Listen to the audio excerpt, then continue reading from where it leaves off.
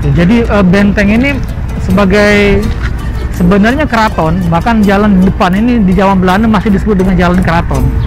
Jadi keraton tapi dibuat dengan perbentengan yang sangat baik, karena dia dilindungi dengan tembok yang panjang dan tinggi, termasuk ada bastionnya di kiri kanan.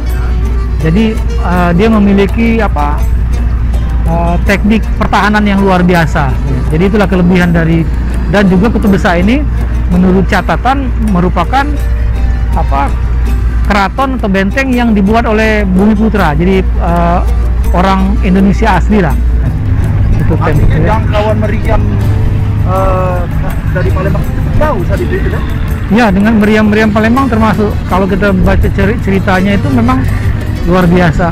Dan memang juga mungkin kesempatan ini saya nyampaikan pada pemirsa Cek Jun Channel bahwa bukan hanya ini bentengnya itu, jadi benteng terakhir ini. Oh iya. Benteng terakhir. Jadi bahkan dari Muara Sungsang sampai Pulau Kembaro itu benteng semua. Benteng yang paling kuat itu di Pulau Kembaro dengan Pelaju. Di Pulau Kembaro ada Tameng Ratu, di Pelaju ada Martapura, diantaranya Manguntama itu, Tambak Baya itu di Tambak Baya ada di Pelaju. Jadi kalau sudah masuk ke sini mungkin sudah dikatakan memang sudah pertahanan terakhir di sini.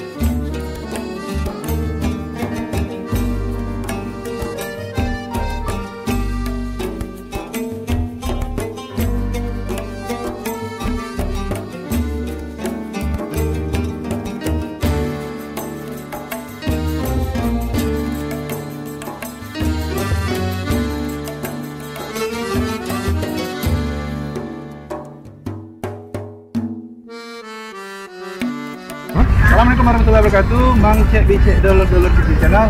Alhamdulillah ya, ada liputan Cek Jun Channel kali ini. Cek Jun akan mengupas mengenai sejarah daripada benteng Kutub Besar, yaitu benteng kebanggaan masyarakat Palembang, Sumatera Selatan. Mang Ican bisa bercerita mengenai daripada sejarah daripada benteng Kutub Besar ini. Mang Ican mengingat benteng ini merupakan monumen yang sangat monumental bagi masyarakat Palembang, terutama karena saat ini masih berdiri kokoh dan bisa dinikmati oleh masyarakat Palembang. Jadi benteng ini sebenarnya keraton, bahkan jalan depan ini di Jawa Belanda masih disebut dengan jalan keraton. Jadi keraton tapi dibuat dengan perbentengan yang sangat baik, karena dia dilindungi dengan tembok yang panjang dan tinggi, termasuk ada bastionnya di kiri kanan. Jadi dia memiliki teknik pertahanan yang luar biasa. Jadi itulah kelebihan dan juga Kutub Besar ini menurut catatan merupakan keraton atau benteng yang dibuat oleh Bumiputra. Jadi orang Indonesia asli lah. Kalau kita bandingkan seperti di Bengkulu itu Port Marlborough itu kan Inggris. Kalau dia Vastenburg dan Vredenburg di Jogja dan Surakarta itu kan buatan Belanda. Jadi ini yang khas sekali sebenarnya, buatan dari bangsa Indonesia sendiri. Artinya asli karya pribumi. Ya, betul-betul asli buatan karya pribumi. Bisa dikatakan inilah keraton terakhir dan benteng terakhir yang dibuat pada masa Kesultanan Palembang Darussalam. Karena sebelumnya itu ada 3 keraton. Ada Keraton Kuto Gawang, Beringin Janggut, dan Keraton Kuto Lamo. Nah, Keraton Kutub Besar ini namanya dewe yang buatnya tidak kasih nama, cuma masyarakat yang kasih nama. Jadi ada yang nyebut ini Kuto besar karena dia lebih besar dari Kuto kecil. Kemudian ada yang nyebutnya sebagai Kuto Anyar. Untuk konstruksi daripada benteng ini sampai saat ini bisa bertahannya apa nih bahan-bahan yang dibuat memang kita lihat? Jadi bahan-bahannya kita lihat memang batu-batu yang berkualitas. Jadi batu bata yang disusun berkualitas. Kemudian itu dia direkatkan dengan, tampaknya perekatnya belum dikenal semen pada waktu itu, ya, masih kapur, tapi dengan kualitas tinggi. Ya. Namun juga kita tahu bahwa cerita rakyat bahwa ada cerita tentang dilapisi dengan putih telur. Putih telur. Tapi itu cerita itu umum lah di mana-mana pun di Nusantara. Untuk menguatkan itu kepada masyarakat itu disebut putih telur. Tapi yang paling umum mungkin kalau kita lihat ada bagian-bagian yang bisa kita lihat bahwa tampaknya itu bahan dari kapur. Kalau kita bayangkan dengan bangunan sebesar ini berapa banyak putih telur ya dihabiskan saat itu untuk memperkokoh daripada bangunan BKB ini. Kalau untuk tinggi dinding ini Bang Ican, diperkirakan berapa meter? Kalau kita lihat kan sudah banyak perubahan ya. Menurut perkiraan berapa meter lah tingginya? Kalau menurut perkiraan bisa 8 meter ketinggiannya, tapi bukan yang bagian yang ini, tapi yang ke kiri kanan, karena bagian yang ini sudah merupakan bagian yang sudah tidak asli lagi bagian depan ini, karena di masa Jenderal de Kock itu kemudian dihilangkan tanda-tanda kesultanan di bagian yang ini, cuma ada tersisa sedikit saja. Nah ketinggiannya itu lebih tinggi, makanya kita bisa lihat dari tembok samping kiri kanan, ketinggiannya itu yang sangat tinggi. Artinya gerbang utama ke arah selatan ini tidak melambangkan bentuk asli lagi, sudah dimulai perubahan lagi ya. Secara umum ornamennya memang sudah bukan yang asli lagi, karena kalau kita melihat sketsa yang pernah dilukis, dia tidak seperti ini bentuknya, dia lebih mirip lawang borotan. Itu jadi memang kita lihat bagian-bagian itu sudah ada pengaruh Eropa. Jadi apa bagian bawahnya itu tidak diganti, itu tidak tahu. Mungkin perlu penelitian secara arkeologis mengenai itu. Tapi bagian yang paling samping itu masih asli. Ada kemungkinan memang, tapi perlu ditopang oleh penelitian arkeologi apakah bangunan yang bagian bawah ini memang asli, cuma di atasnya saja. Artinya bagian bagian atas atau bagian kopnya kalau bahasa itu, itu bagian atas itu yang diganti oleh Belanda.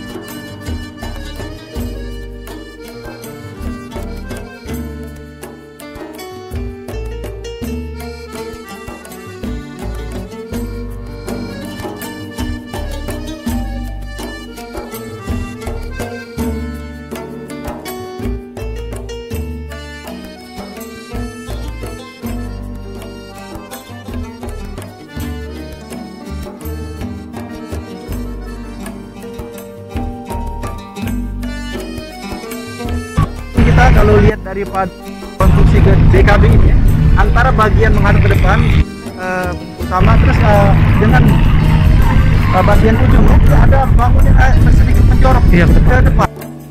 Dalam perbentengan disebut bastion, semacam bastion. Bastion.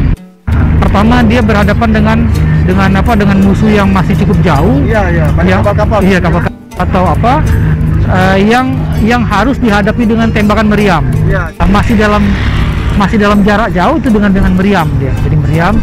Nah, tapi kalau sudah dekat, sudah dengan perang dengan jarak dekat, senapang dan seterusnya. Itu artinya jangkauan meriam dari Palembang cukup jauh saat itu ya? Ya, dengan meriam-meriam Palembang termasuk kalau kita baca ceritanya itu memang luar biasa. Dan memang juga mungkin kesempatan ini saya nyampaikan pada pemirsa Cek Jun Channel bahwa bukan hanya ini bentengnya itu, jadi benteng terakhir ini. Oh iya. Benteng terakhir. Jadi bahkan dari Muara Sungsang sampai Pulau Kembaro itu benteng semua. Benteng yang paling kuat itu di Pulau Kembaro dengan Pelaju. Di Pulau Kembaro ada Tameng Ratu, di Pelaju ada Martapura, diantaranya Bangun Tama itu Tambak Baya itu di Tambak Baya ada di Pelaju. Jadi kalau sudah masuk ke sini mungkin sudah dikatakan memang sudah pertahanan terakhir di sini. Tapi itu pun dengan kondisi lebih hebat lagi, artinya masih ada lagi perlawanan. Jadi walaupun seandainya dengan jarak yang jauh sudah kalah, masih bisa dengan teknik pertahanan yang dibuat sedemikian rupa. Inilah istimewa dari benteng Kutub Besar. Arti luar biasa sekali ya, lapisan pertahanan. Iya. Daripada bukan paling besar, belum lagi nanti di sungainya ada terusuk itu ya. Iya. Dan rantai itu. Dan rakit api juga. Iya, rakit api itu luar biasa sekali. Iya. Dan ada juga tuh saya dengar benteng terapung malah. Benteng terapung, iya. Subhanallah. Iya. Memang luar biasa nih.